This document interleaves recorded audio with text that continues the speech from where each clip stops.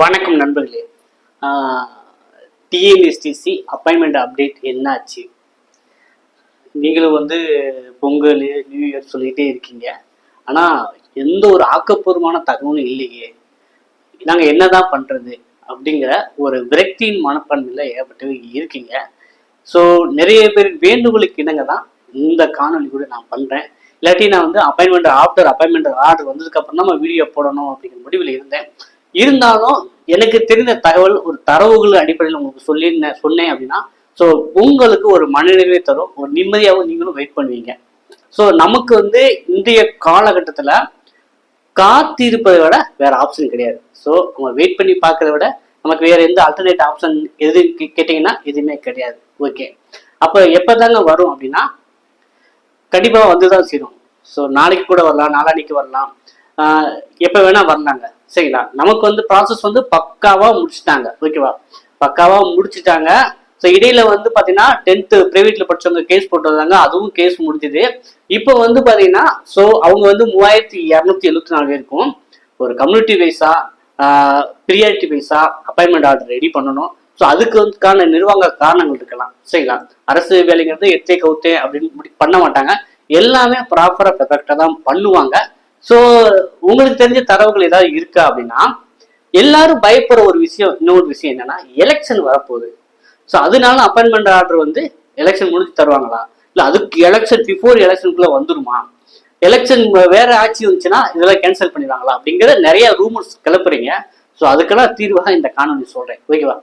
So 2023 SCTC போன நண்பர்களுக்கும் இதே ஒரு பயம் இருந்தது. சரிங்களா?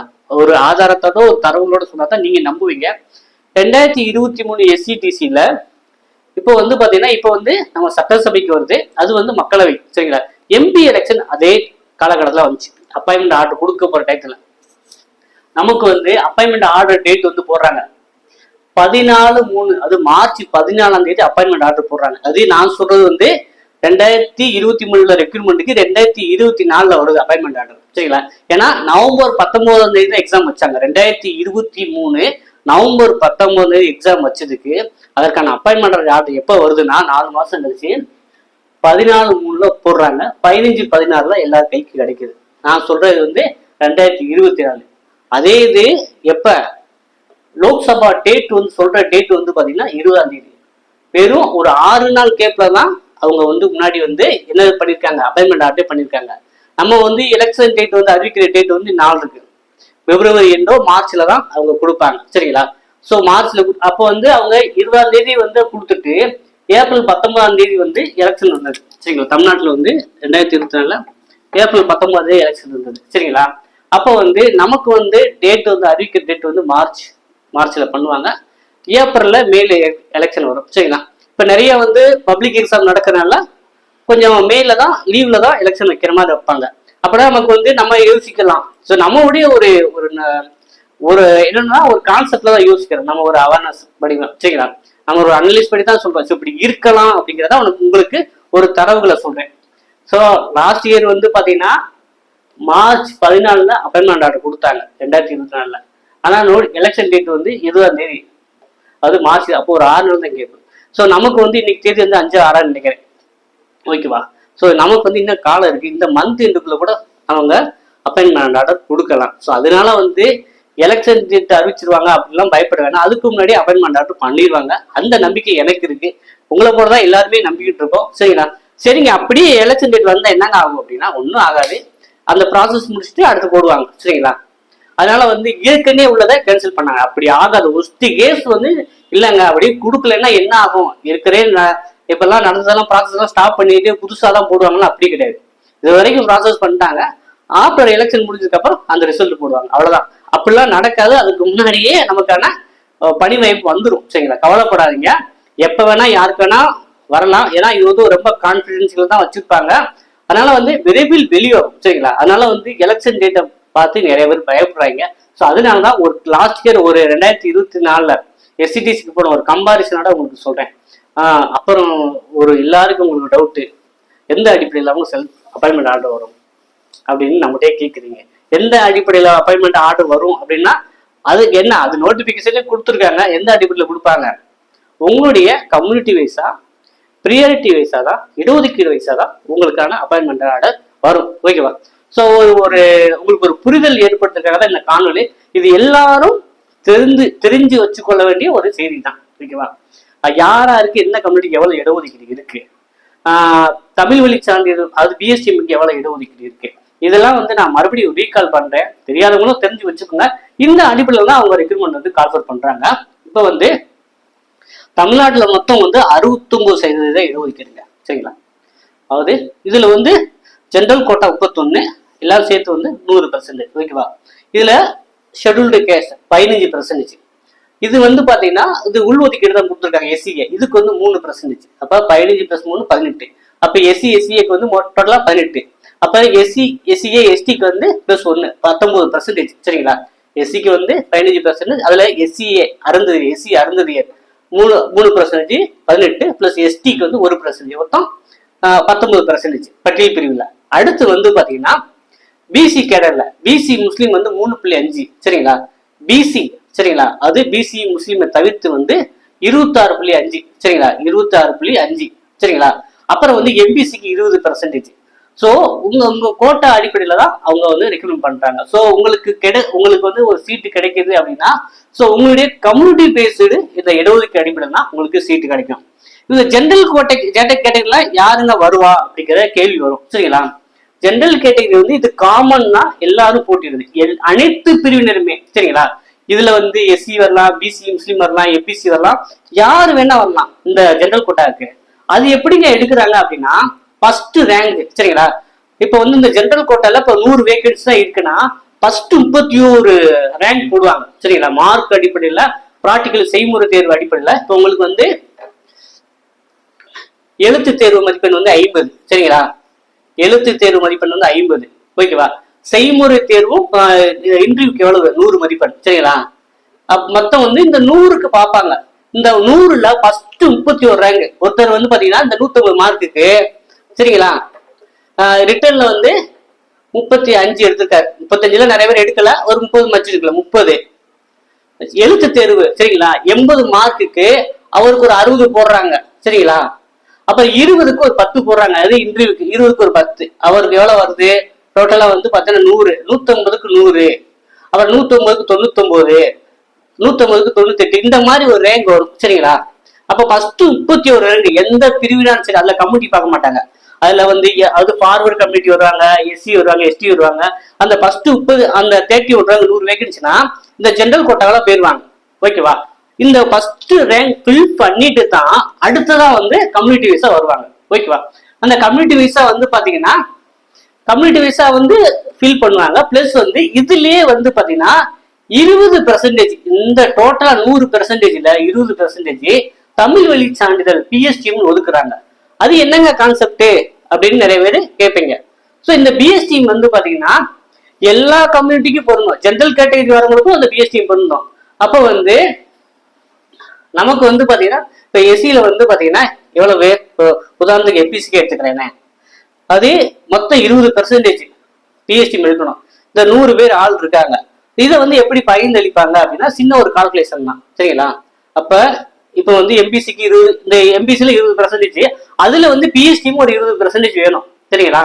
அப்ப அந்த கான்செப்ட் என்ன அப்படின்னா இப்ப எம்பிசிக்கு 20 20/100 × 20 அப்படி போட்டீங்கன்னா ஒரு 20, அதாவது 5 20 5 அது, அப்புறம் ஓரஞ்சு 5 4 இது. அப்போ இங்க பாத்தீங்கன்னா இந்த எம்பிசிக்கு 20%ல ஒரு 4 பேர் தமிழ் வழி சான்றிதழா இருக்கணும். புரியுதுங்களா? இதே மாதிரி மற்றதுக்கு கால்குலேஷன் போட்டு பாருங்க. எம்பிசில 20ல 4, அதே போல பிசில 26.5 அப்ராக்சிமேட்டா 5.5 வருது. நான் ரவுண்ட் 6 போட்டுக்கேன். இந்த 26.5 பேர் உதாரணத்துக்கு 100 பேர் வச்சுட்டோம்னா இந்த 26 27 பேர், இதுல 6 பேர் தமிழ் வழி சான்றிதழ் படிச்சவங்கள கண்டிப்பா எடுத்தாகணும். அதே போல எஸ்சியில பாத்தீங்கன்னா குறைஞ்சது ஒரு 3 பேர் என்னதா இருக்கணும், தமிழ் வழி சான்றிதழ் படிக்கணும். அப்போ கம்யூனிட்டி வைஸாவும் இந்த மாதிரி ப்ரியாரிட்டி வைஸாவும் அது பிஎஸ்டி வைஸாவும் அவங்க எடுக்கிறாங்க. ஓகேவா? ஸோ இதுதான் அந்த கம்யூனிட்டி பேஸ்ட் கால்குலேஷன். ஸோ நீங்க உங்களுக்கு இந்த அடிப்படையில தான் உங்களை எடுக்கிறாங்க. அதனால ஸோ உங்களுடைய காம்படிஷன் எப்படின்னா உங்களுடைய கம்யூனிட்டிக்குள்ளதான். சரிங்களா? உங்களுடைய காம்படிஷன் என்பது உங்களுடைய கம்யூனிட்டிக்குள்ளதான். சரிங்களா? ஸோ உங்க உங்க உங்க இப்ப வந்து பாத்தீங்கன்னா இந்த எக்ஸாம்பிள் வந்து இப்ப வந்து மதுரை. சரிங்களா? மதுரை மண்டலத்துல மொத்தம் 322 வேகன்சிங்க. 322 வேகன்சி. இதுல மதுரைக்கு மட்டும் 190, திண்டுக்கலுக்கு 60, விருதுநகருக்கு 72. சரிங்களா? இப்ப வந்து என்ன பண்ணிருக்காங்கன்னா பிராக்டிகலுக்கு 1:3 அடிப்படையில உள்ள அனுப்பிச்சிருக்காங்க. சரிங்களா? பிராக்டிகலுக்கு எப்படி அனுப்பிச்சிருக்காங்க? செய்முறை தேர்வு இன்றைக்கு ஒரு போஸ்டுக்கு 3 பேர் வீதம். அப்பனா 190 பேருக்கு வந்து 570 பேர் வந்து பிராக்டிகல் அட்டன் பண்ணிருப்பாங்க. 60 பேருக்கு 180 பேர் அட்டன் பண்ணிருப்பாங்க. 72 பேருக்கு 216 பேர் வந்து பிராக்டிகல் இன்டர்வியூ அட்டன் பண்ணிருப்பாங்க. ஆனா என்னுடைய கணிப்பின்படி இந்த அளவுக்கு கேண்டிடேட்ஸ் இருக்காங்களாங்கிறது கம்மி தான். 190க்கு வந்து ஒரு 500 பேர் கூட அட்டன் பண்ணிக்கலாம். ஏன்னா அந்த அளவு காம்படிஷன் கம்மி. அப்ப வந்து இதுல வந்து பாத்துக்கிட்டேன்னா இந்த இதுலயும் பெருவாரியார் வந்து சர்டிபிகேட் வெரிபிகேஷன்ல ரிஜெக்ட் ஆனாங்க. உங்களுக்கே நல்லா தெரியும். அப்ப 190 பேருக்கு ஒரு 400 பேரு, ஒரு 350 பேர் அவ்வளவுதான் காம்படிஷனே வரும். அது அப்ராக்சிமேட்டா வந்து 190 பேருக்கு ஒரு 400 பேர் தான் காம்படிஷன்ல இருப்பாங்க. இந்த 400 பேர்ல தான் இது வந்து ஒரு அப்ராக்சிமேட் வேல்யூ தான் சொன்னேன். இது அக்யூரேட் வேல்யூ கிடையாது. அப்ப வந்து நம்ம வந்து ஒரு போஸ்ட்டுக்கு 3 பேர், அப்ப 190 பேர்னா அதுக்கு தகுந்த மாதிரி. சரிங்களா? அதே போல 60னா 180 பேர் உள்ள போயிருப்பாங்க. அந்த 180 பேருமே அட்டன் பண்ணாங்களா அப்படிங்கிறது நமக்கு ஒரு கேள்விக்குறி. ஏன்னா அந்த அந்த திண்டுக்கல்ல 180 பேர் வந்து டிரைவர் கம் கண்டக்டர் லைசன்ஸ் வச்சவங்க பிராக்டிகலுக்கு வந்திருக்காங்களா அப்படிங்கிறது. அதுலயுமே ரிஜெக்ட் ஆனவங்க இருக்காங்க. 180 பேர் ரிஜெக்ட் ஆனவங்க எத்தனை பேர் நமக்கு தெரியாது. அப்ப வந்து நல்லா வந்து பாத்தீங்கன்னா ஒரு போஸ்ட்டுக்கு 2 பேர் விதம் தான் போட்டி போற சூழ்நிலை தான் இந்த நம்மளுடைய கணிப்பு வந்து இருக்குது. சரிங்களா? ஒரு போஸ்ட்டுக்கு 2 பேர் போட்டி போற சூழ்நிலை இருக்குது.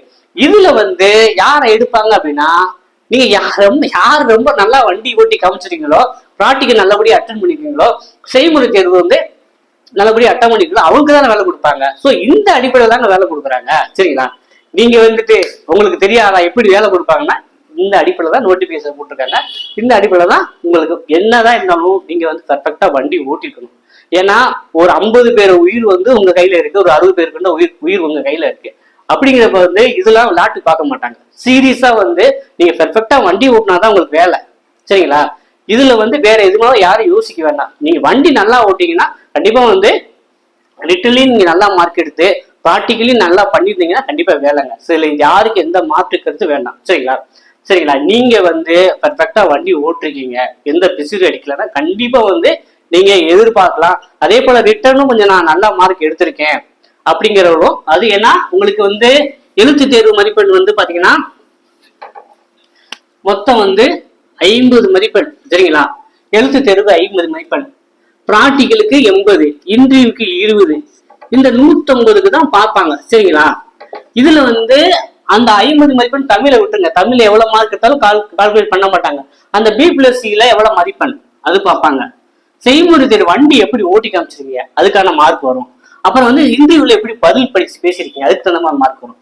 அப்ப இந்த 150க்கு நீங்க 150க்கு எவ்வளவு எடுக்கிறீங்க அப்படிங்கிறத பொறுத்து தான் உங்களுக்கான அப்பாயின்மெண்ட் ஆர்டர் வரும். சரிங்களா?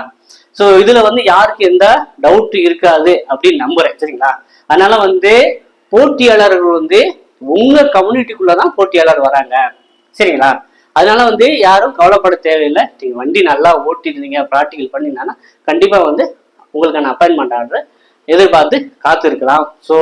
ஸோ நான் வந்து சொல்லிட்டேன், எப்ப வேணா வரலாம். ஏன்னா கடந்த முறை வந்து நான் உங்களுக்கு ஒண்ணு சொல்லியிருந்தேன். என்ன சொல்லியிருந்தேன்? மார்ச் 14 அப்பாயின்மெண்ட் ஆர்டர் கொடுக்குறாங்க. எலெக்ஷன் டேட் அறிவிச்சது வந்து 23. அப்போ ஒரு 6 நாள் இதுல நமக்கு வந்து செய்தி நல்ல செய்தி தான் கொடுத்துருக்காங்க.